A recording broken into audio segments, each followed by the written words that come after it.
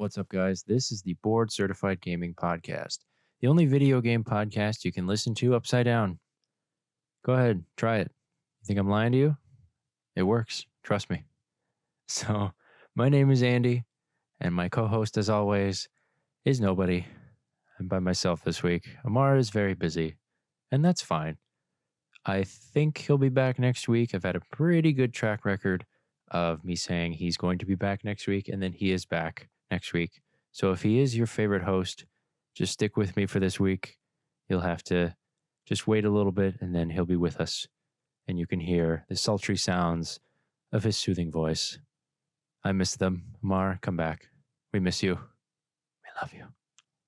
So today, I am going to talk about movies. I know, but just hang on. Just bear with me. So the Oscars were a few days ago on Sunday, and it was a big deal. I mean, cinephiles everywhere were going nuts over movies, and I can kind of get why. I mean, after hearing about it for so long, you kind of tune in. So you want to see who wins, who loses, all that other stuff. So Hollywood is at a hot point right now. Everybody's talking about Hollywood. So we're going to do that, or I am, because often Hollywood and the video game industry kind of intertwine. You know, they kind of take each other's ideas and want to see if they can go to each other's audiences and say, hey, we got something for you that's kind of like what you liked from the other guys. Meaning, video games make video games off of movies sometimes, and in other times it's the other way around, that movies make movies off of video games. I mean, it's not that complicated. I probably screwed it up, but that's just how it happens. Before we get into that, make sure to follow our Twitter at BCG Podcast. We appreciate everybody who follows, retweets, likes, and all that other stuff. Make sure to check out our Instagram at Board Certified Gaming Podcast. It's a long name. You'll find it. It's right there. We post pictures and stuff. That's what you do on Instagram. And finally, we have a Patreon. Patreon.com/BCG Podcast. We appreciate any kind of support you guys can give. That helps us do this more consistent and maybe better. You know, who knows? So thank you. We appreciate all the comments, ratings, reviews, subscriptions, all that other fun stuff. You guys are pretty awesome. The fact that you're even listening to this is blowing my mind. So we're going to get into it. But first, I just said, but first, even though this is the second thing, I'd like to apologize for not having an episode last week. My computer and my phone died shortly, one after another. It was not fun. I felt disconnected from the world. It also was kind of freeing, you know, not having technology to weigh me down. I felt like running away, climbing a mountain somewhere. I don't know, just being alone. But now I have my computer and phone back, and I'm like, oh, thank God. I had to work with someone else's laptop. I had to borrow a laptop and use my cracked iPhone 5S with a large crack down the middle. I could not use the R, C, or D key unless I had to turn the phone. So yeah, it was not fun, especially when I use R, C, and D a lot for Board Certified Gaming Podcast. You can imagine how many R's, C's, and D's are in there. I'm not going to count, but there's a lot. So, but I am back now. We're hopefully going to be back to the regular way this thing goes. I mean, plus or minus a couple of days, just because life happens. So we are going to try to get you an episode every week if possible. If not, it's going to be like a day or two late or something like that, because we're people. All right. We're busy. We get you want something to listen to on your commute. We get it, but we'll try and do what we can. As long as my technology holds up, that would be great. So we're going to get into video games and movies. We, as in you and I, because it's just me and this wall in front of me. So Hollywood comes up with its own ideas. You know, you have writers and all these other producers and people are like, all right, here's a good idea for a movie. Let's make it. The same works with video games. You have your narrative designers who are like, all right, I got an idea for a game. Here's how I want it to go. But those kind of mediums are two separate ball games. All right, a movie, you get roughly hour and a half, 2 hours, sometimes less, sometimes more, to tell a story. You don't really get to ask the people watching, hey, how do you guys want this to go? How fast or slow do you want it to go? What kind of hoops do you want to jump through? What kind of decisions do you want to make? You don't get to do that in a movie. You have to make them yourself and then hope that the people watching the movie are as interested or would make the same choices. And it's like, yep, I relate to this because that's the same kind of decision I would have made in that situation. But in a video game, the players get the choice. They get to say, okay, I have to go from point A to point B. I'm going to go this weird route to get there and take as much time as possible because I want to make sure I can explore as much as I can, do as much as I can, and ooh, there's a shiny new thing over there that I gotta go do and interact with. And there's some guys over there that are looking at me funny that I'm gonna go kill them, even though I don't necessarily have to. I could be a pacifist if I want to. I could go guns blazing if I want to, or I could just go right through the story mode, finish it in 3 hours, be done, and then trade it back in for the next one. Video games are unpredictable that way. You can take it at your own pace. You are the one writing the story, kind of. You know, you choose how it goes, what things you didn't do. And sometimes there are games that are just like, you have one way to do this and there's no other way to do it. You just either do it or you don't. But still, that's an avenue of choice. You still get the choice to decide if you're good at it and you do it and succeed, or you fail and you don't. It is making quasi a story because the story takes on, if you fail this one mission or you die right away, it is assumed that the game carries on without you, and that if you are the humanity's last hope and you died within 5 minutes falling off a cliff like an idiot, the story assumes that, well, you're dead, humanity's gone too, there's nothing we can do about it. A movie, you don't really get to fail in terms of, well, it's done, start over. Once you fail, you have to figure it out. And then the next step is, where we go from here? How else do we win? And usually the story is you win or you lose. The bad guy loses, good guy wins. And in video games, it goes a bunch of different ways. It could be that the goal isn't to win. The goal isn't to kill some evil guy. The goal is to just make it to the end, to explore this big area as much as you can, or just live in Los Angeles, like in Los Santos, sorry, in Grand Theft Auto. I mean, it's video games can kind of go where movies can't, because you have to keep people interested. You have to make it a 2-hour narrative that you don't want people falling asleep, getting bored, leaving, thinking it sucks halfway through. So that's why when they kind of blend, they cross each other's lines, and video games make movies video games, or movies make video game movies. It kind of gets hit or miss sometimes, mostly miss in one realm of another. So video games based on movies are what I'm going to talk about predominantly, because those are the more interesting case, because there are fewer of them. A movie based off of a video game is not, I mean, it's tough to do. Okay. There's a lot of money that you can spend, but like I was talking about before, these two things are so different that it's hard to make one just fit one for one with the other. Video games based off of movies are a lot easier. Okay. You can just take the movie that was already written, that was already made. This story was already plot point, end. You know, there's a climax in there. Characters are there. You just got to make sure that you can interact with it. You can go through those plot points and just make it, okay, this was the story in the movie, just recreate it, but give the player some options, give them some buttons so you can beat up dudes on the way to go save this person. That's how it is. That's why video games based off of movies, there's a ton of them. You know, think of whenever there was a movie that came out, you're like, oh, well, can't wait to play the video game because that was a good story. I mean, usually that's the case. They find a really good movie and they're like, you know what?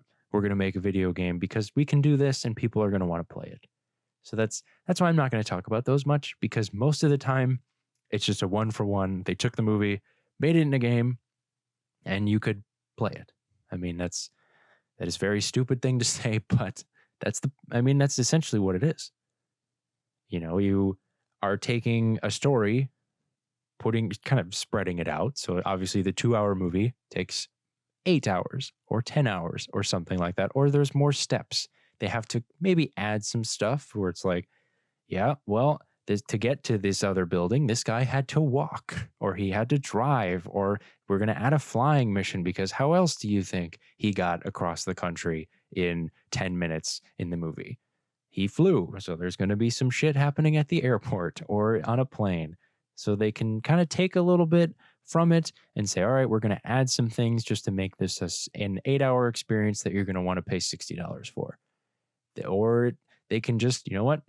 It's a movie. We're not going to touch it. The movie did a perfectly good job of doing that. So that's why they're kind of worth talking about, but not really, just because there's so many. And most of them are just like, if the movie was good, the game was probably decent if it was made by a good studio. If the movie sucked, I doubt the video game was much better. And in some cases, yes, the game was better than the movie. And in some cases, the movie was better than the game. That's just everything. But usually it's kind of like, all right, that movie sucked. I don't want to play a video game about it either, because that's probably not going to sway me one way or another. So we're going to talk about, for the majority of the rest of this, movies based off of video games, because the other way around is very hard, because you are taking something that takes 8 hours, 10 hours, sometimes 20 hours, depending on how slow you take it, how much there is to do to get to the end. It takes 8 hours, 20 hours to like, all right, I beat it. I'm done. I did everything I could. I did all these side quests, all these other things, and you're condensing it into an hour and a half, 2 hours, sometimes less than 2 hours thing where you're like, all right, we got to try to make a story out of this. We got to pick one of these plot points and get rid of it because it takes too long. We can't have them going country to country to country or defeating 7 different bosses. We got to pick one. So that's why it's kind of tough to make one. And you were going down the list. I'm going down the list of these that were made, and I'm like, these were kind of losing battles starting off. I mean, especially with pure products of the time, like these don't have the kind of effects that a video game can.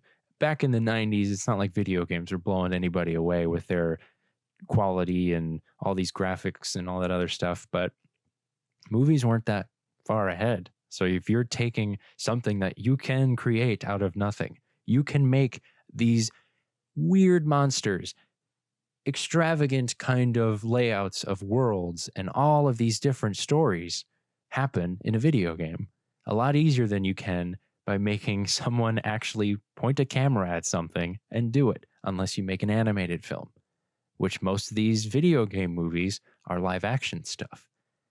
The video game movies that are more animated are like the Angry Birds movie or Pokemon movies and stuff like that, where it's like, okay, yes, you can do this because the animations were already done because it's a video game. So you just kind of changed them or updated them or did them your own way and just animated it on a movie screen and did a storyline that way.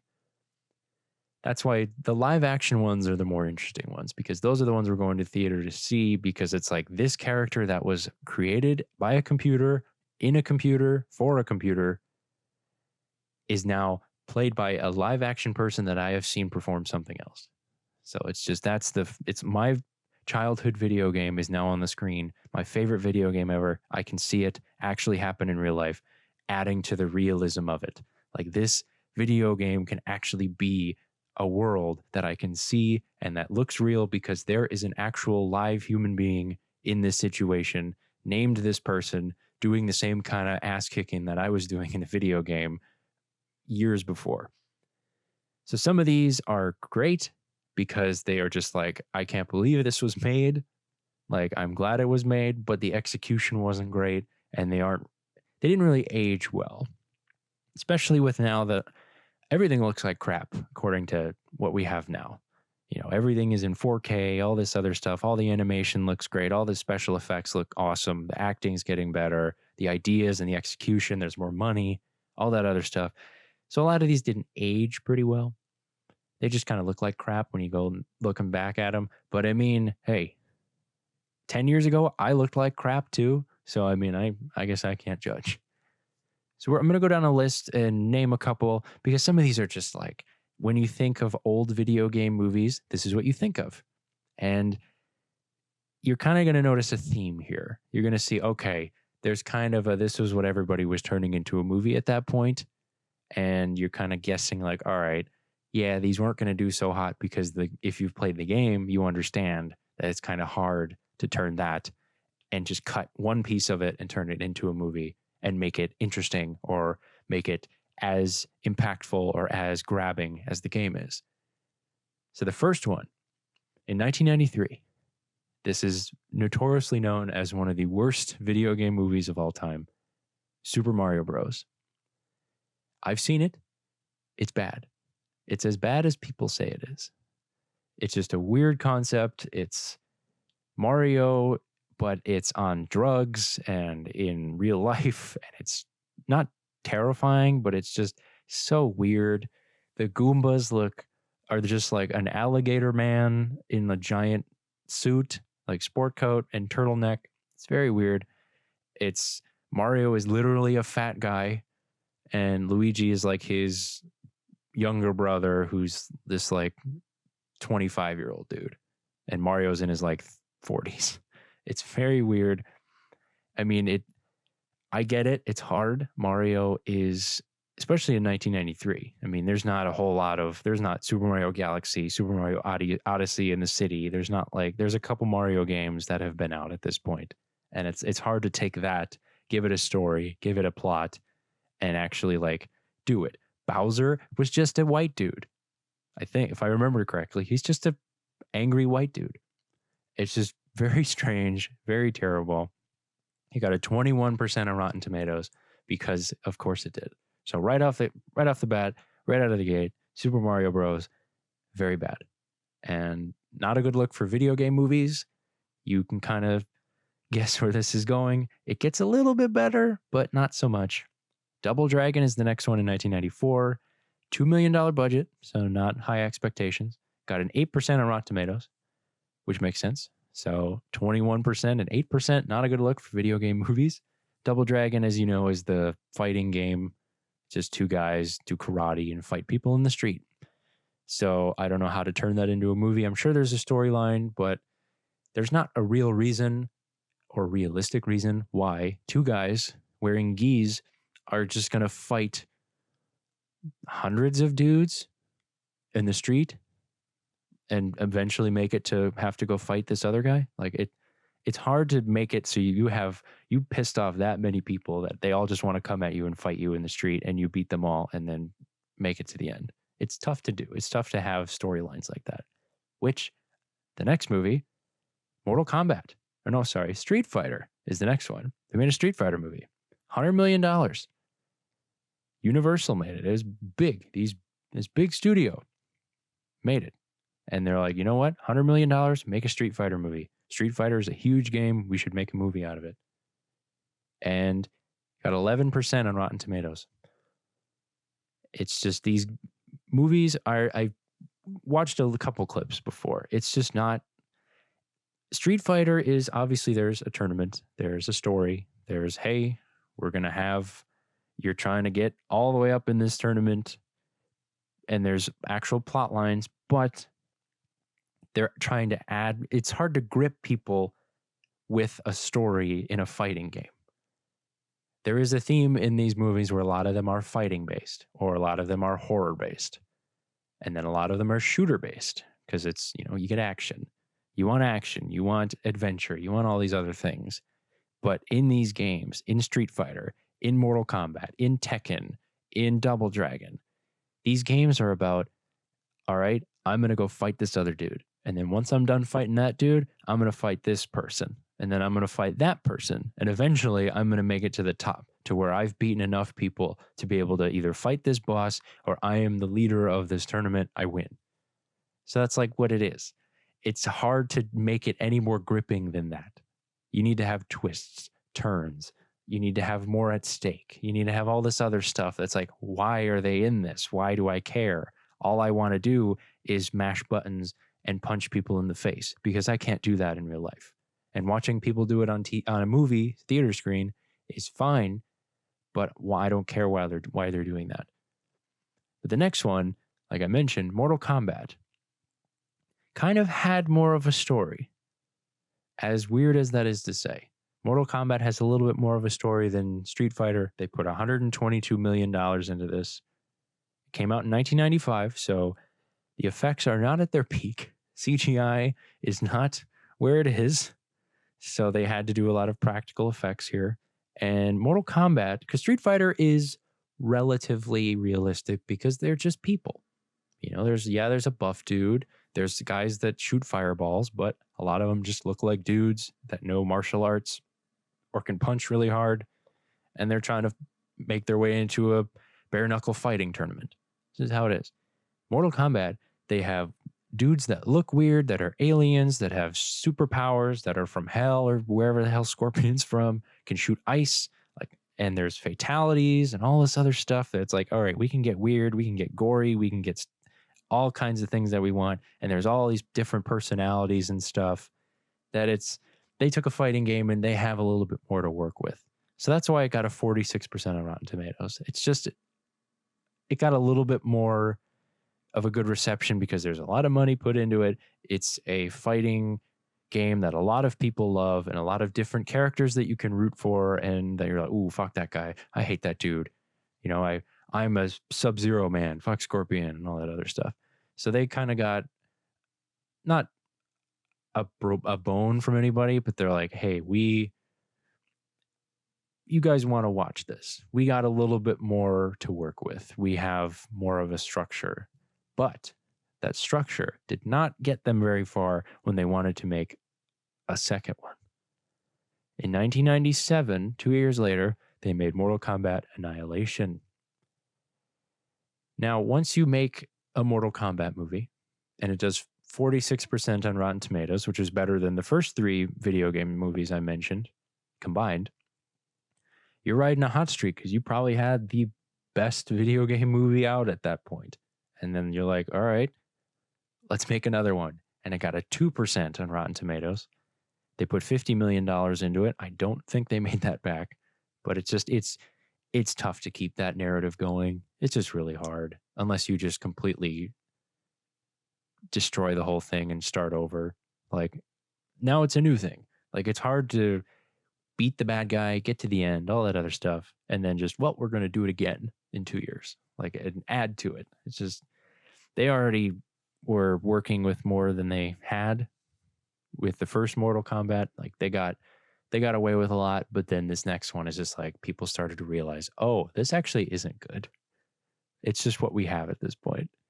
So Mortal Kombat Annihilation, kind of back to the normal of not looking so hot for video game movies. The next one looks drastically different than the Mortal Kombat movies. We are now in the 2000s. 2001, Lara Croft, Tomb Raider. So I remember watching this movie. I was 6 at the time, almost 7. I didn't watch it then. I watched it a couple years later. But Angelina Jolie played Lara Croft. Sorry, not Laura. There's no U in there. She fit perfectly for the role. Like, she just looked like Lara Croft. And I'm like, was this game made with her in mind? Like, I know the game came out and she just looks like it, but she's synonymous with Lara Croft just because of that movie and the game. It's like, all right, it fits. It may not have been that great of a movie, got 20% on Rotten Tomatoes, but they put $274 million into this movie. That is a ton of money. That's not the most money, but it's like damn near the top. I mean, whoa. But it kind of not put her into the spotlight for video game nerds like us, but we were like, hell yeah, I'll watch that. Angelina Jolie playing Lara Croft, the person who literally kicks everybody's ass in those games, who's doing all this cool shit and kind of looks great. Like, that was a good choice. I mean, I'm not going to fault them for that. People probably didn't like it that much because like I said, there's only so much you can do. Tomb Raider is probably it has more of a narrative base, But in those games, in many video games, you are kind of this superhuman. You are kind of this person who cannot be stopped. You are James Bond, but you are fighting 300 people easily with no problem at all. You're taking damage, but you're just like, yep, I'm waltzing through here, no problem. My kicks can kill you. Like with 2 hits, you're done. I'll just walk through this, do flips, not get tired, not have to eat, all this other stuff. So it's kind of not realistic which is obvious, but it's hard to make those things explain them or may have them make sense. It's hard to explain why magic exists. You can't just say, well, that's this universe. Sometimes you can get away with that. Sometimes you can't. Lara Croft. I keep saying Lara Croft. Yes, she has a narrative, but she in those games just kicks everybody's ass. And in this game, in the movie, she does too.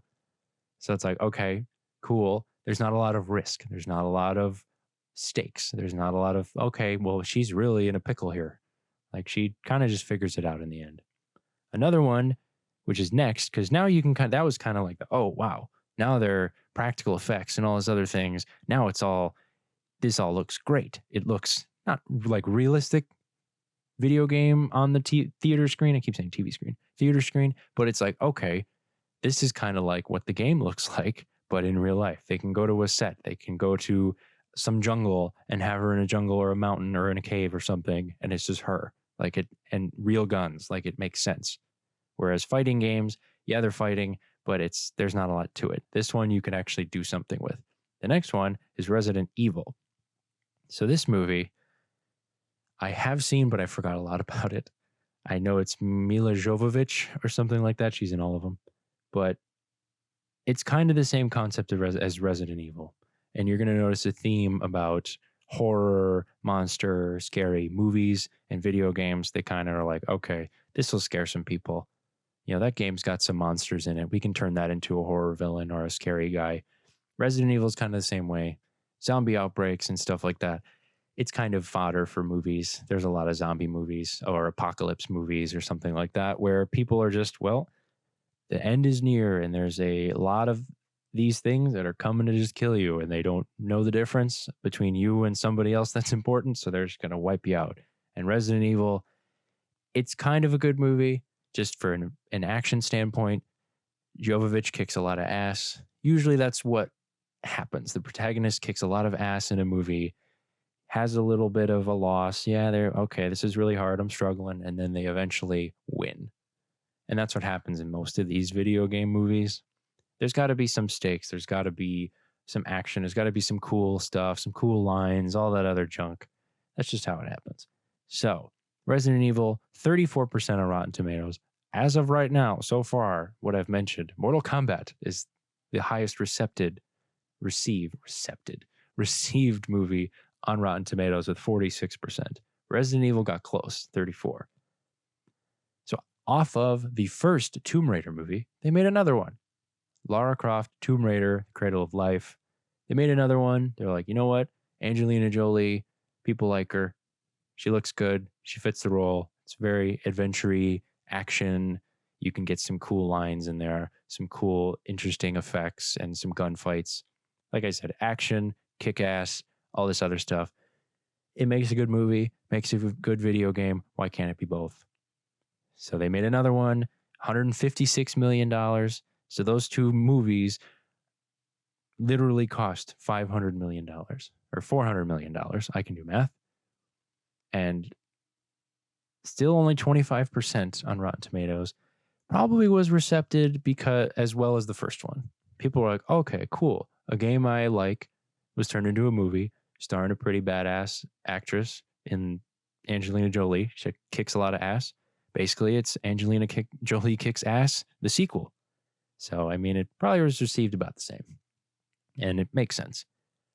The next one, I didn't even know happened. Apparently, there's a House of the Dead movie. Yes, House of the Dead. That gun cabinet arcade game you see in movie theaters. There's a movie about it. I had no idea. Cost $13 million to made, 3% on Rotten Tomatoes, which makes total sense. I have no idea. I've played that game multiple times. Suck at it because I have terrible aim in that game, apparently. Even though there's always that one guy in the theater who's playing it or in the arcade that's just crushing it, doesn't die ever, kills everybody, saves everybody. I didn't know there was a story, but they put one in. I just thought you're in a zombie world and you have to kill people and you just walk through it. Who knows? So House of the Dead, not a good movie. Next one, you can kind of see next one is Resident Evil Apocalypse. You can kind of see once they get a star or they get a movie that's like, ooh, this is a lot of money. We made a lot on it. People are wanting to see this because this is a heavy action film. This has got somebody kicking ass all day against an enemy that people like to see because it's like, it seems insurmountable. This seems like something that's going to kick our ass or something that's really going to take us out. But this one person, it doesn't matter. They're going to just destroy them anyway. So Resident Evil Apocalypse came out in 2004. $130 million, 20% on Rotten Tomatoes. You can kind of guess the theme. I mean, these video game movies aren't doing so hot. They're doing okay in terms of movie standpoints. Rotten Tomatoes, their rating is, so 20% thought it was, 20% found it highly rated. I think that's how it works. Not it's a 20% of a good film. It's just 20% of the people that saw it enjoyed it or would recommend it or gave it high marks.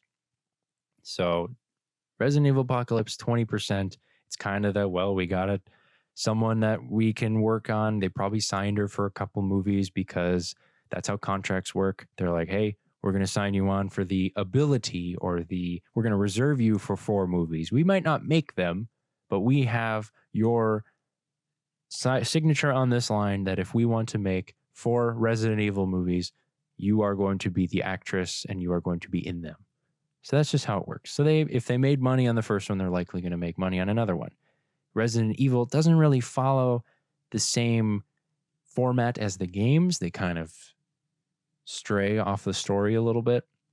But I mean, it's a Resident Evil movie. It's the franchise, same kind of shit. Resident Evil, they're zombie games. That is boiling it down to what it is, but I'm not insulting the games. They're very fun games. It's just at a certain point, zombies are still there. They want to kill you for some reason, and you have to kill them before they do that. So that's just how it works. The next one in 2005 is Doom. Now, the game is not the original Doom. I mean, this is about kind of the same universe as the original Doom, but Doom came out a lot earlier than this. And there's a great Doom game that came out many years after this. So this movie was kind of smack dab in the middle of Doom being a thing, and then like Doom 2 or Doom 3 being there, which I played Doom 3. It's not good. And it's just, it had The Rock in it. It had, I think, Carl Urban. It had like star power, and it's a story. It's kind of like the Resident Evil movies. You have a bunch of enemies that are genetic mutation creatures, and then you have a bunch of dudes with guns who have to get through this enemy and make it and accomplish their goals, which is a lot of video game movies is guys with guns have to go against enemies either that have guns or that are mutated or can rip you apart. Insurmountable enemy, and you have to somehow surmount them. That's how it works. Doom, 19% on Rotten Tomatoes, $56 million. The Rock has come a long way since then, but he was in Doom. Blood Rain, they apparently made a Blood Rain movie, which is about vampires, and it $3 million, 4% on Rotten Tomatoes. Makes sense. I mean, Blood Rain was an okay game. I think I remember playing that back in the day, but I mean, vampire movies, especially with $3 million budget. There's a guy that made a bunch of these. I think it's Uwe Boll. I don't know. It's a German dude. He made a lot of video game, like horror-y movies off of video games. Blood Rain was one of them. He made House of the Dead, I think. And he made a couple other ones. It's just interesting. They made a Silent Hill movie, which I remember not watching this movie. I remember hearing about it. And Silent Hill is also a game I haven't played because I don't like scary games. Not a big scary game guy. This cost $100 million to make, 31% on Rotten Tomatoes. Because there's I think Silent Hill, from what I remember of it, because I've heard of the story and probably looked up the plot. It's pretty narrative based. There's a lot of stuff to a scary game turned into a horror movie. There's a lot of stuff to work with. Obviously, there's some reason why they're in this place. There's a reason why this town is weird. There's a reason why there's evil and wicked people there. So they got to deal with it. And you follow somebody through that. They have to deal with all the shit that's going on and somehow keep their sanity. So it kind of makes for a narrative that you can turn into a movie. You can crunch that into a couple hours, put it on a theater screen, and kind of have it. Okay, yeah, great. Silent Hill, 31% on Rotten Tomatoes. Still nobody surpassed Mortal Kombat. That's just how it works. Mortal Kombat apparently did pretty well on Rotten Tomatoes, almost at 50%. Silent Hill, I mean, I want to watch these again, all of these movies, just to be like, yep, that is bad. Or, yes, that is an accurate representation of that game, but it's still bad. Like, I'd want to see that. I do not want to watch Super Mario Bros. Again. Not doing that, ever. The next one is Dead or Alive in 2006. So Dead or Alive, I always thought was the volleyball game. I think they have like an extreme volleyball. I'm not sure, but it's a fighting game. So kind of the theme of either scary games, shooters, or fighting games. That's how it works. Or shooting adventures, or fighting games. And Dead or Alive was another fighting game. 7.5 million to make, 33%. So people liked fighting games. I think it was about women that were in a Dead or Alive fighting tournament, but there's some other shit that goes on. Like they team up and work together to figure out that there's some naughty business going on and they use their fists to fix it. So, I mean, a lot of these I haven't seen because I'm not a huge fighting game guy, or these were games that I didn't really play that much as a kid where I'm like, ooh, I'd see the movie. I got to these games or these movies after the fact. So I'm like watching or figuring out about these post, my 20s. So that's just how it works. Next one is Hitman. They made a Hitman movie in 2007, $100 million. And I remember seeing this just because I was like, okay, Hitman I've heard of. That seems like spy movies are huge. James Bond is a gigantic franchise that's still going. I mean, you have how many different, like the Bourne series, all these other things about this dude who has spy skills and he's just going to kick some ass. And Hitman, this quiet, bald, red-tied motherfucker who just wants to go and wear other people's clothes. I mean, it's a game that you're like, yeah, I'd want to see that as a movie. That sounds pretty awesome. So they made it, and then 15% on Rotten Tomatoes. So I don't think it was received very well, just because I think it's just typical for video game movies. I mean, they're not going to be cinematic marvels or masterpieces. It's just going to be these video game mechanics, but in a movie. And it's Hitman. Hitman is an interesting story, but it's more gameplay. It's more, I get to put on this guy's clothes, disguise myself, and then kill this guy. And then I'm going to go to this other place, disguise myself, kill this guy. And then I'm going to go to this third place, disguise myself, and then kill this guy. Just how it works. I mean, there's nothing really you can do about that. You're adding narrative to where there wasn't any. But that's, it turns out being not a cinematic marvel. That's just how it works. So the next one, they made that same Uwe Boll guy made a Far Cry movie, which, I mean, I did not see that coming. And I did not want to see it because literally the budget was $740,000. So I doubt it's any good. I don't think it's going to be great. This next one, Max Payne. They made a Max Payne movie, $85 million. It starred Mark Wahlberg of Wahlburgers. I know he's of other stuff. I'm just saying. He was Max Payne, I think. And it's not great. I mean, Max Payne, like a lot of these things, a lot of these movies obviously make better video games. That's just a fact. I mean, they're trying to turn this video game franchise into something that people would want to see happen in the theaters with actual people playing the roles. It doesn't really work that way. sometimes it's like, yes, this is going to make a great video game, but people aren't going to want to watch this in the theater because it's not going to be done right. And the only people that want to watch it are people who have played the game before. If you've played Max Payne, any of the 3 Max Paynes, and then you watch the movie, you're not going to like it. You're not going to think that, okay, this is an insult to the greatness that is Max Payne.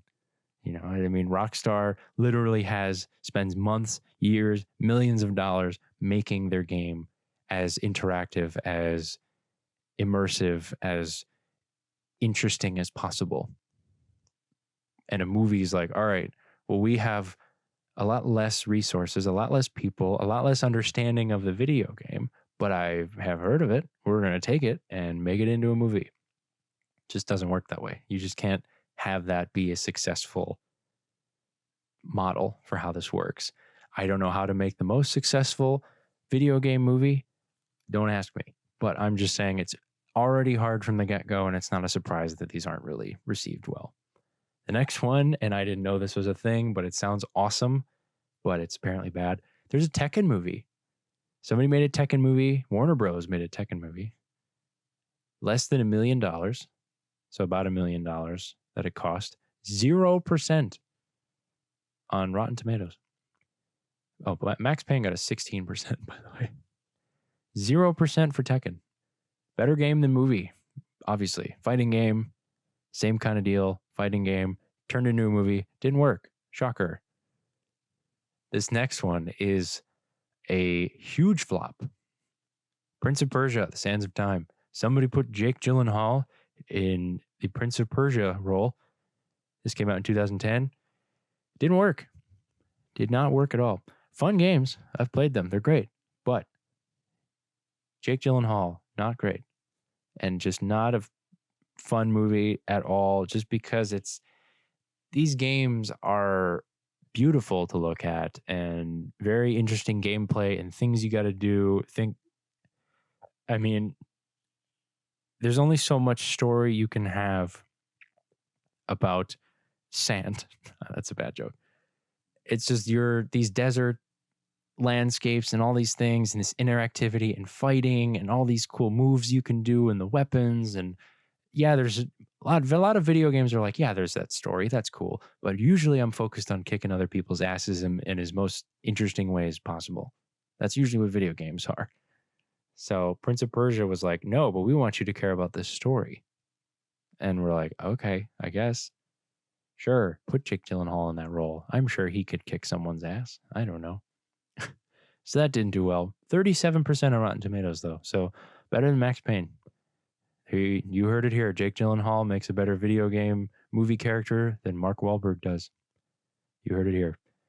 So I missed one previously in 2007. They made Resident Evil Extinction. Cost $150 million, 23% Rotten Tomatoes. That's the same kind of Resident Evil stuff. They made 2 more in 2010 and 2012. Resident Evil Afterlife, Resident Evil Retribution. A lot of Resident Evil movies. Same kind of deal. These 2, Resident Evil Afterlife and Retribution, cost $300 million and $240 million respectively. 23% Rotten Tomatoes, 29% Rotten Tomatoes. So you can kind of guess Resident Evil, whatever word after it, about $200-something million, about 25% of Rotten Tomatoes. That's how it works. I mean, that's just Resident Evil.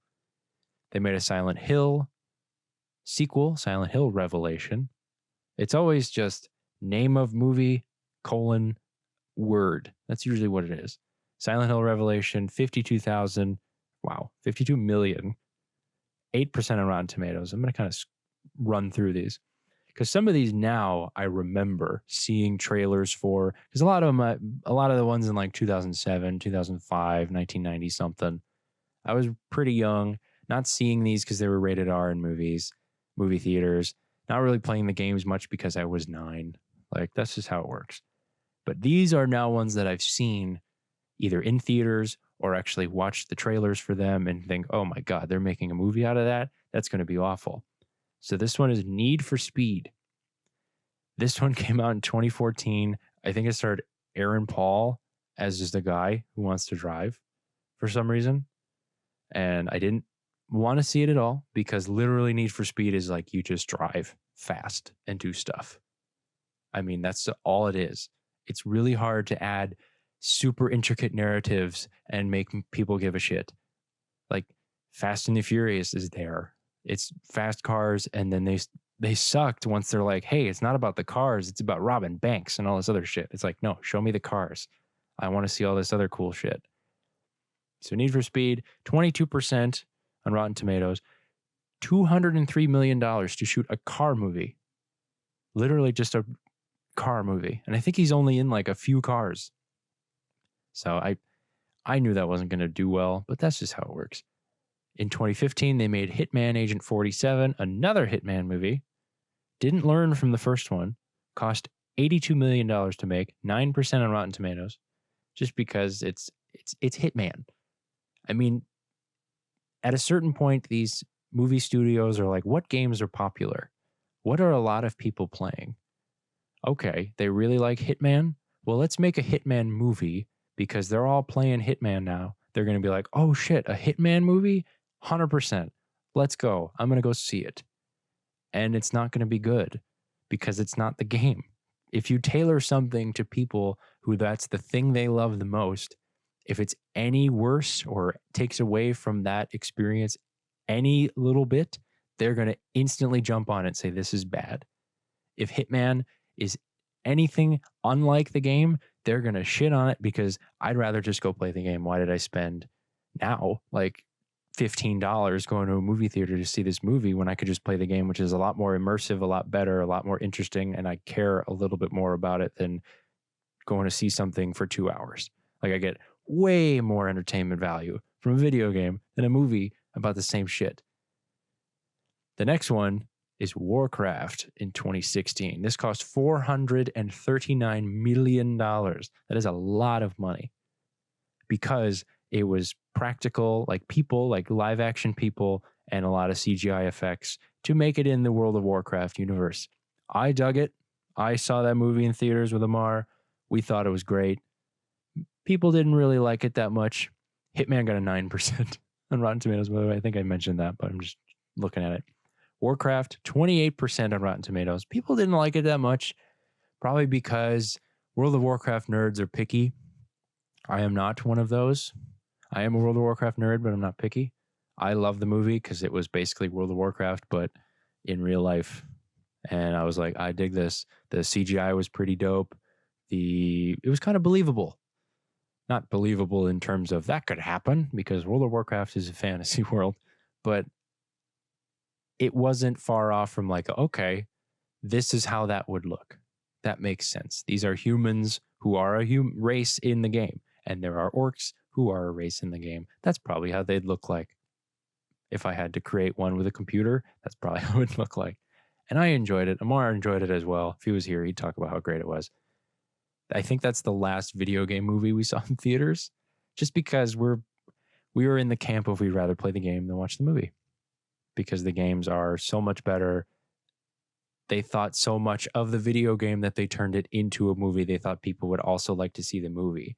And in that thinking, it's kind of reverse. Like, no, they're just going to play the game. If the game is so great, that means the movie has to be that much better than the game for them to not want to play the game and watch the movie. That's just how it works. The next one, and these feel like they came out like 6 months ago, but they didn't. Assassin's Creed came out in 2016, the movie.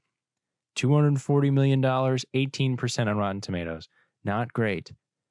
I think it was Fassbender played Miles, and I was like, I haven't given a shit about Assassin's Creed since like the second one. So like, why would I give a shit about a movie? And it was its own story, I think. It had nothing to do with the games. It's just like the same kind of, yeah, well, his ancestors were assassins, and he's trying to learn the skills of the assassins through this thing. And I was like, okay, cool. Looks interesting. I guess if you're into Assassin's Creed, they could go so historical with it, but I don't care. Like at a certain point, assassin movies and spy movies, I'd rather watch a spy movie because there's a little bit more than, yeah, this guy, his grandpa or his great-great-great-grandpa was pretty fucking cool. I'm like, all right, neat. That's my thing with Assassin's Creed. I'm a little biased, I guess. Kind of decent games. I'm not going to, scoff at them. There's still Resident Evil movies coming.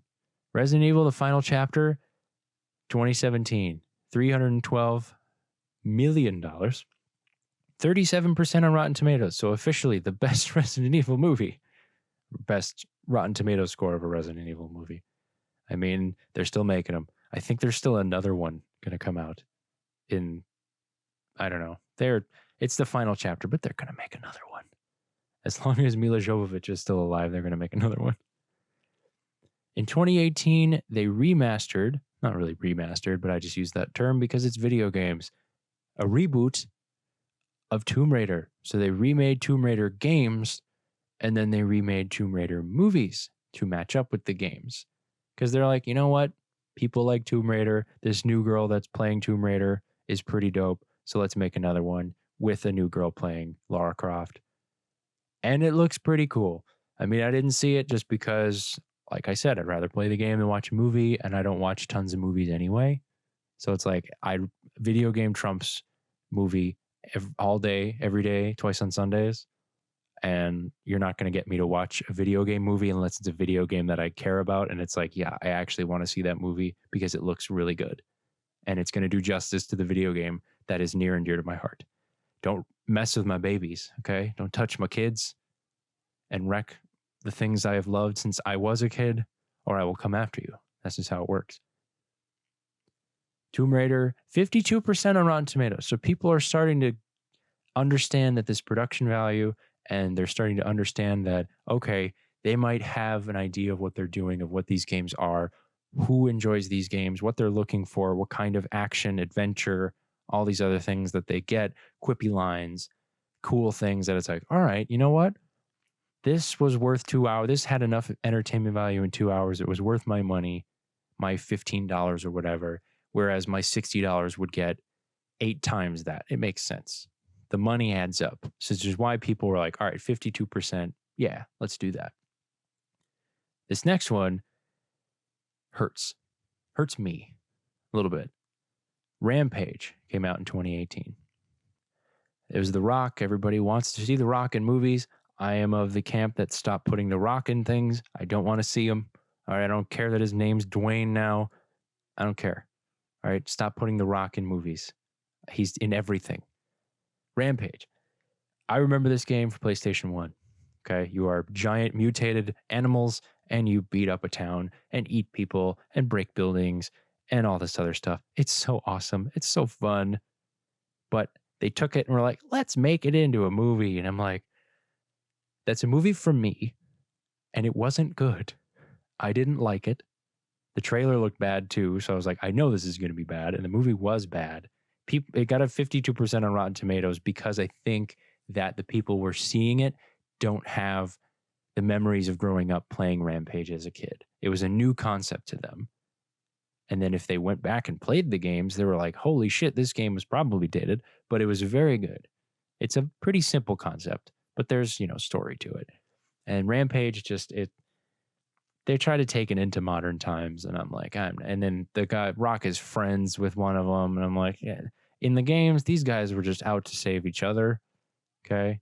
Especially Rampage World Tour, which is awesome. Go play them, please. It's great. And just the movie, that one hurt because they came after my baby. They hit one of my kids. I don't like it. The last one that has come out. So back in May 2019, Detective Pikachu. It is based on a game. I did not know that. I thought it was just like, hey, what if Pikachu is a detective? I didn't know that. So it's based on a game. Got 69% on Rotten Tomatoes, $433 million. It's probably the best reviewed video game movie of the list I mentioned. And I would say probably the best one, just because it's got Ryan Reynolds in it. He's great at improv. He's great at fun lines. It's got not real life, but imagined real life Pokemon with interactions with people. Like if they were real, this is probably what they'd look like. It was funny. It was a noir movie. It's makes sense why people are like, all right, you made a Pokemon movie that was live action. It was pretty damn good. So that's why the 69 nice percentage. So there's a couple, that's all the movies that have come out since now, back in May of 2019 to the 1990s. Now there's a couple more coming out that are interesting. There's a Sonic the Hedgehog movie. I don't know if that's going to be good, but it looked atrocious when the trailer first came out, and people were like, wait a minute, that's what Sonic looks like? Ew, kill it with fire. And then they're like, you know what? All right, we're going to delay this movie. It's going to come out later because we don't want this monstrosity going out in theaters and scaring children. So they redesigned it, and it actually looks pretty decent now. It looks funny. It looks interesting. I bet it's going to do well just because of the redesign, just because people are like, all right, now I'll go see this because it doesn't look like Sonic was drawn by someone on acid. So we'll do that. There's apparently a Monster Hunter movie coming out in 2020. I'm excited to see that. Actually, fun fact, Sonic comes out in a few days. What do you know? There's going to be a Monster Hunter movie. I haven't played the game, but it's huge other places abroad, so people will love it. There's going to be another Mortal Kombat movie in 2021. I think I know Ronda Rousey's in it. Maybe.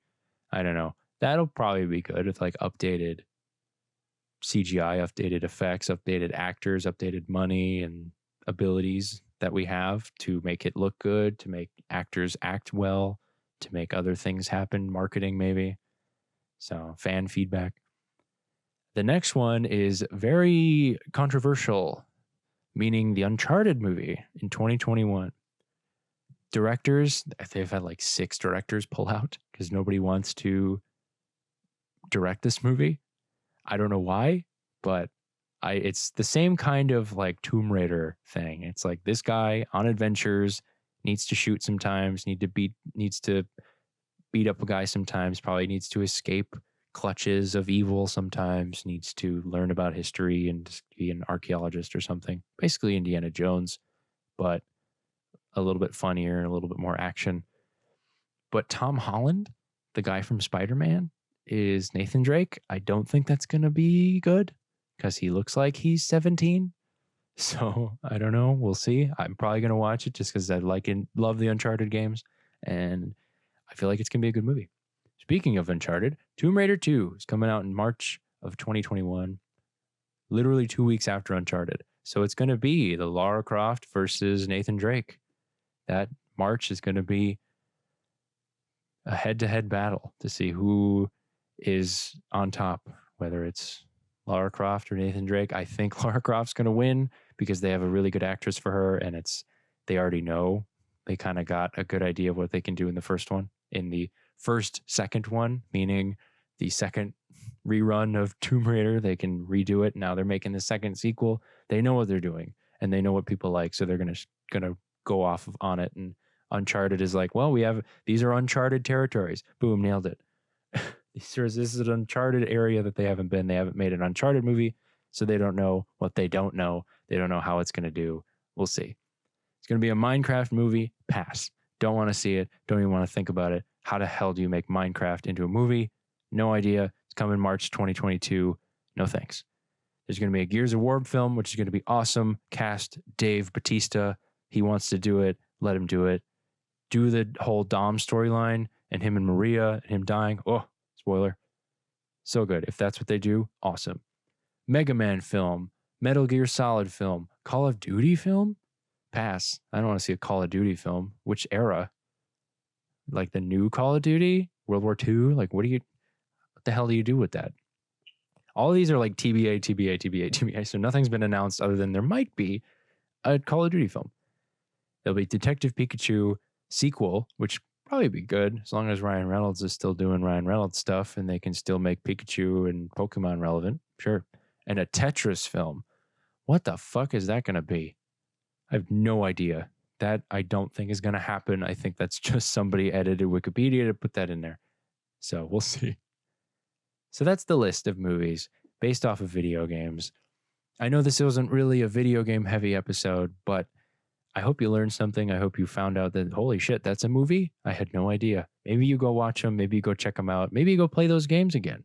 I might go see what the old Tomb Raider, or maybe see what Rampage holds up now. So this episode was about movies based off of video games. Not always great.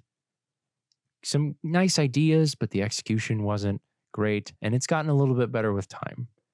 So I think now that we have a better understanding that video games are a huge part of this culture and that we better not get them wrong or better not stray too far away because people will know. And the very people that are watching these movies better like it.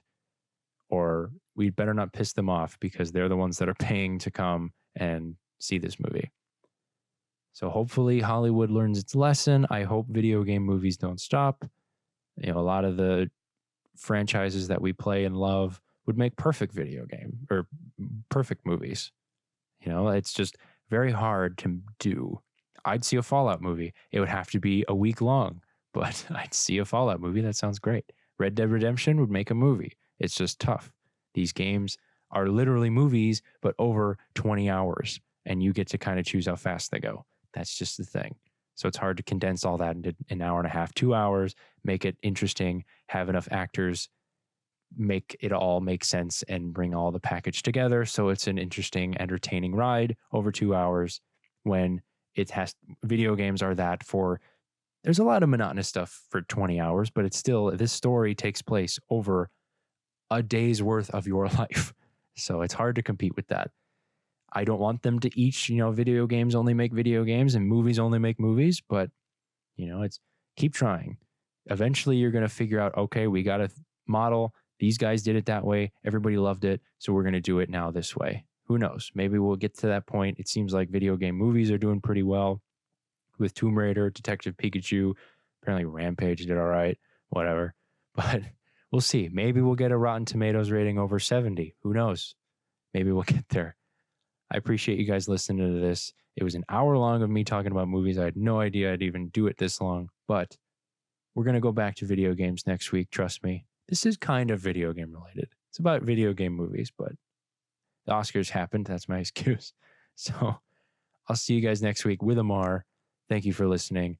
At BCG Podcast on Twitter, at Board Certified Gaming Podcast on Instagram, patreon.com/BCG Podcast. Appreciate it. Thank you guys. Later.